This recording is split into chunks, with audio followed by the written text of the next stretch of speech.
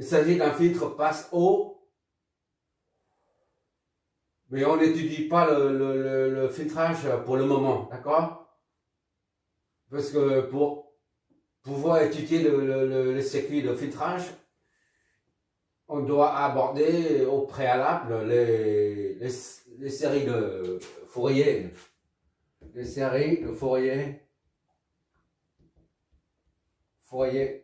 D'accord? Là, pour l'instant, on n'a pas encore commencé, on n'a pas encore étudié les séries de Fourier, donc on ne peut pas étudier le système de filtrage. Mais pour anticiper un peu, je prends un filtre passe-eau. Voilà. Pour t'habituer un peu. En d'autres termes, je fais une introduction douce au système de filtrage. Mais notre boulot aujourd'hui consiste à chercher l'attention aux bornes de R1 et de R2. D'accord? Et voir le déphasage. Ainsi que l'amplitude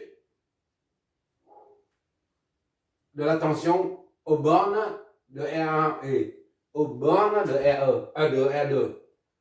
C'est-à-dire, on va voir comment ça réagit.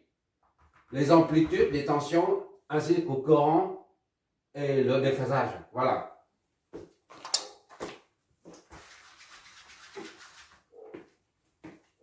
Voilà, le chien qui aboie. Petite pause. D'habitude, on a pour un condensateur, pour un condensateur, on a le courant IC et la tension VC. D'accord? Et pour une inductance, une bobine d'inductance L, on a le courant IL et la tension VL aux bornes. Et là, pour un condensateur, le courant est en avant. Et on avance par rapport à la tension, le 90. D'accord? Et pour une bobine d'inductance, c'est la tension VL aux bornes de la bobine qui est en avance par rapport au courant de 90 degrés. D'accord? Ça, c'est un rappel. Justement, notre boulot ici, là, non seulement de évaluer la tension aux bornes de R1 et R2 ainsi que le déphasage et de vérifier est-ce que ça se fait, le déphasage 90 degrés là se trouve aux bornes de C1 et de C2. D'accord? On va bien voir, d'accord? Bon, on va commencer directement sur le schéma. Avec ce schéma, on va dessiner dessus les flèches de tension et de courant sans faire de nouveaux schémas. D'accord? Bon, on suppose, comme d'habitude, on suppose qu'il y a un courant ici. Normalement, pour étudier les déphasages, on n'a pas besoin, mais on met quand même, pour que ça devienne une habitude. I, ici,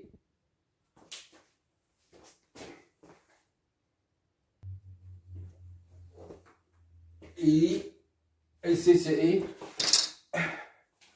IC1, IC1, IC2, C2, d'accord? IR1 et IR2.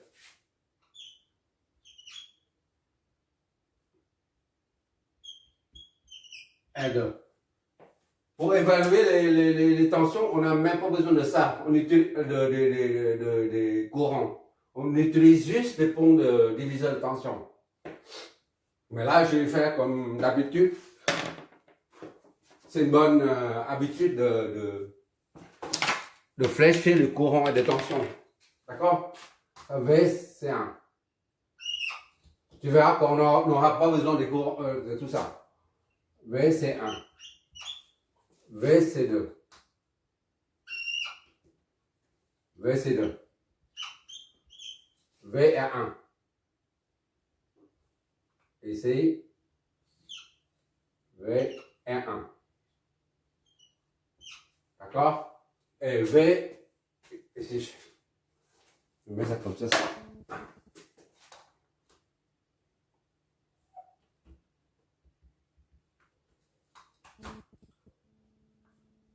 Voilà. Ça, c'est V R2. V R2. D'accord?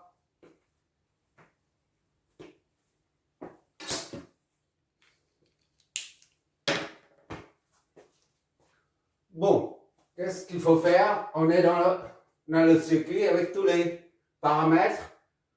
La capacitance c'est 1, capacitance c'est 2 ou capacité, et la résistance 20 et 20 ohms. Ainsi que la source de tension qui est sous forme cosinus-toroïdale. Et elle dépend du temps. D'accord? Donc, comme il s'agit d'un circuit en courant alternatif, cosinus-toroïdal dans le cas présent, eh ben, on convertit tout ça, tous les paramètres, y compris la source, en paramètres fréquentiels. On amène tout ça au domaine fréquentiel. D'accord?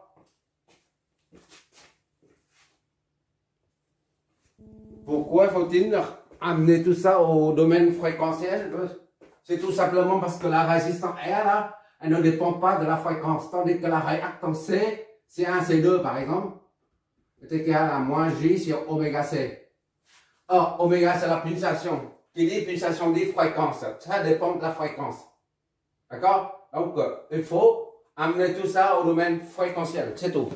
D'accord? Première chose, premier paramètre, c'est la source de tension. Vs là, Vst dans le domaine temporel est égal à cosinus, c'est 1 cosinus 2t plus 20. Je vais détailler un peu, d'accord? 1 pour désigner l'amplitude. Donc en domaine fréquentiel, ça donne Vs, il n'y a pas de variable t. On prend l'amplitude, d'accord? Fois 1 et la phase. La phase c'est 20. C'est la même chose que 1, 0, 1, 0 fois 1 et 20. Voilà.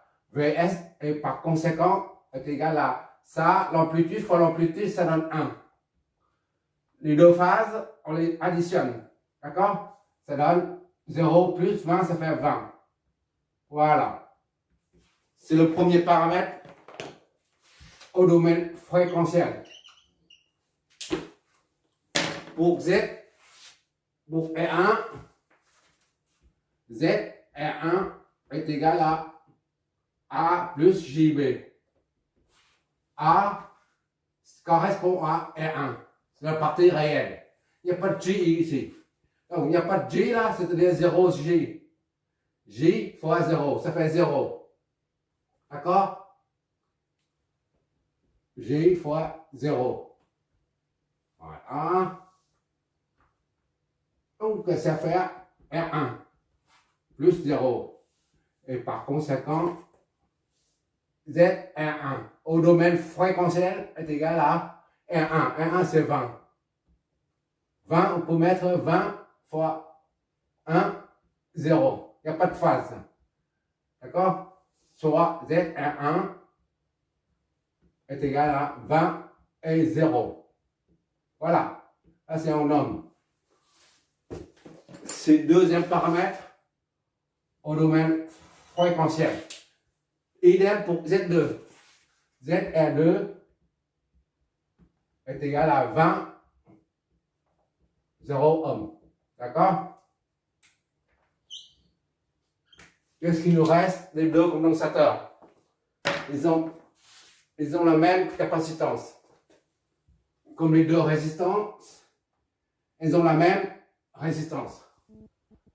Bon.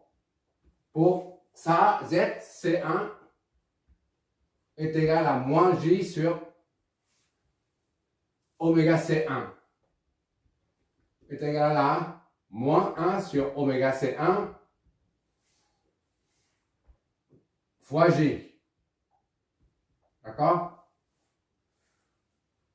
Z 1C est égal à moins 1 sur oméga, c'est combien?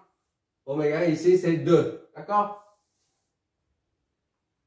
Oméga est égal à 2 radians par seconde.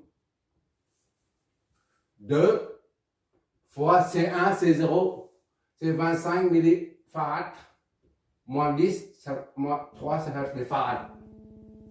J, on remplace par 1,90. D'accord? Le nombre complexe. Tu revois les 3 premières vidéos pour savoir pourquoi ça. Bon, je reprends ici. J phi est égal à cosinus phi plus J sinus phi. D'accord? Et ça, pour 80. Ça, là, lorsque phi est égal à 90. J 90 cosinus 90 plus J sinus 90 J phi. Ça, c'est 0. Cosinus de 90, c'est 0. Il reste J fois sinus, c'est 1. D'accord? J phi 90 est égal à J. D'accord? Or, je répète, ça c'est la dernière fois, d'accord? J phi est égal à ça, à la face. D'accord? Et par conséquent, J est égal à ça. J est égal à ça. En l'occurrence, c'est 90. D'accord? Ici, 90. Voilà, c'est la dernière révision. Après, on fera plus ça. 90, ok. Donc, ça fait combien ça? On va calculer ça avec la calculatrice. Voilà. D'accord? C'est vu. Ça fait 20. Bon, moins 20. Ça, c'est ZC1 est égal donc à moins 20 et 1,90. Soit ZC1 est égal à 20 moins 20 et 90. Il ne faut pas mettre le moins à l'intérieur, sinon la calculatrice ne peut pas comprendre. Parce qu'un module, I ou V est toujours un nombre réel, toujours supérieur ou égal à 0. Ça ne peut pas être négatif. D'accord? On écrit, on sort le moins, c'est-à-dire moins 1 à l'extérieur. Sinon, la calculatrice ne peut pas comprendre, mais nous non plus. Un module, c'est toujours positif.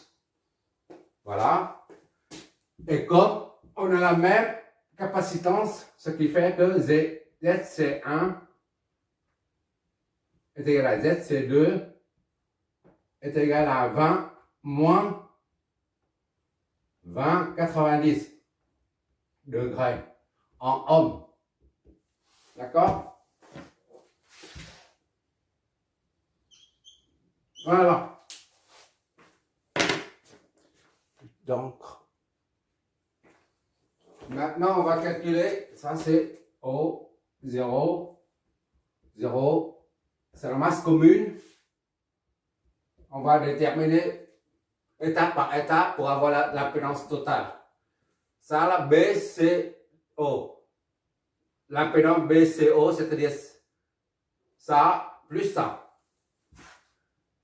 Z, B, C, O. D'accord? Est égal à Z, C2 plus Z, R2. D'accord? Z, R2 plus Z, C2. Z, B, C, O. Et donc, est égal à Z, R2, c'est 20, 0. 0 plus Z, C2. Plus ça, ça fait moins. Moins 20, 90. D'accord? Qu'est-ce que ça nous donne? Z, B, C, O est donc égal à. On va voir ça tout de suite. Voilà. On va exécuter tout ça. Voilà. Maintenant, il faut mettre en module phase. D'accord? Voilà. 20 racine de 2 moins 45. 20 racine de 2 et moins 45 degrés. Ça, c'est en ohm. D'accord?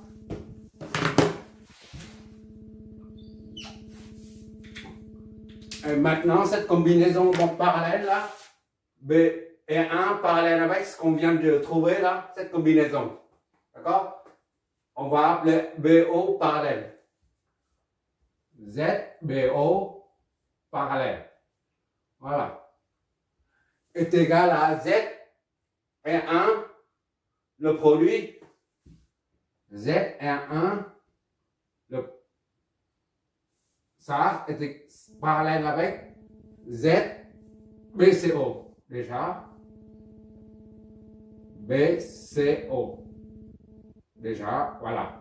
Ça est égal à produit sur somme. Sur somme, Z et 1 plus Z, BCO. D'accord? Étape par étape. Qu'est-ce que ça nous donne? ZBO parallèle est égal à Z et 1, c'est 20, 0. 20 et 0. On voit toujours. Ok, on voit toujours. Z et 1, c'est 20, 0 fois Z, BCO, c'est ça.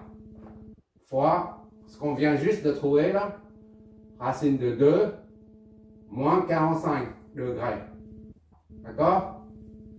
Et tout ça divisé par produit sur somme. 20, 0 plus 20 racine de 2. Bon, il n'y a plus d'encre.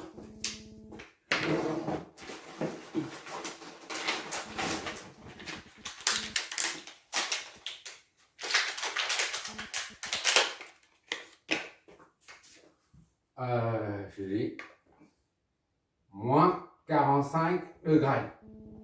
D'accord? Et donc Z, BO, combinaison parallèle, d'accord? Est égal donc à combien? On va voir tout ça tout de suite. Ça donne produit sur somme. D'accord? On exécute. Ça nous donne ça. Donc, on convertit en module de phase. Voilà. 4 racines de 10 et moins 18. Tu peux très bien calculer, au lieu de calculer tout ça en utilisant le module, la forme polaire, au lieu d'utiliser la forme polaire du nombre complexe, tu peux très bien utiliser les opérateurs J. Le nombre imaginaire J, d'accord? 4 racines de 10. J'ai déjà dit pourquoi j'utilise cette forme. C'est pour te préparer au réseau triphasé, où il faut trouver les cosinus phi. C'est ça qui nous permet de juger sur la puissance réactive. 4 racines de 10 moins 18. 18,435 degrés. En ohm, toujours. C'est ça, hein? 4 racines de 10. Ok. Et maintenant, là, on a la combinaison parallèle des deux là. Maintenant, il reste que ça. Là. L'impédance totale, c'est-à-dire ça, Z, C1 plus ce qu'on vient de trouver. D'accord? Voilà. l'impédance totale, on dit ZS. Allez, l'impédance totale, c'est ZS. C'est à la source. Donc, c'est Z, c'est 1 plus Z, BO parallèle. Donc, Z, c'est 1, c'est moins 20, 90. On met après. Moins 20, 90. D'accord?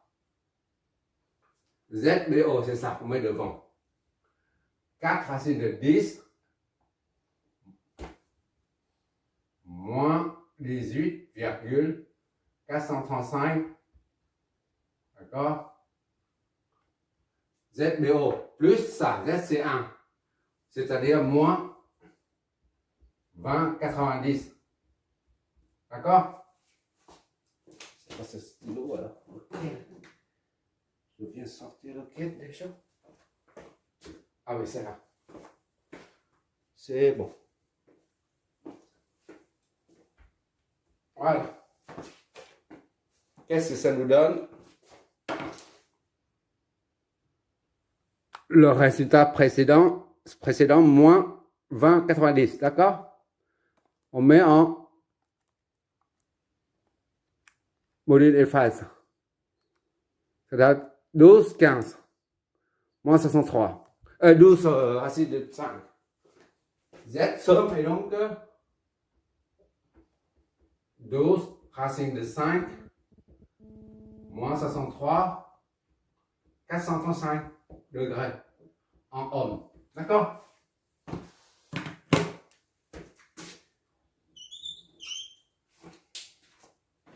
Et maintenant, on utilise les rapports, les ponts de diviseur de tension pour trouver les tensions V1, V1, V2.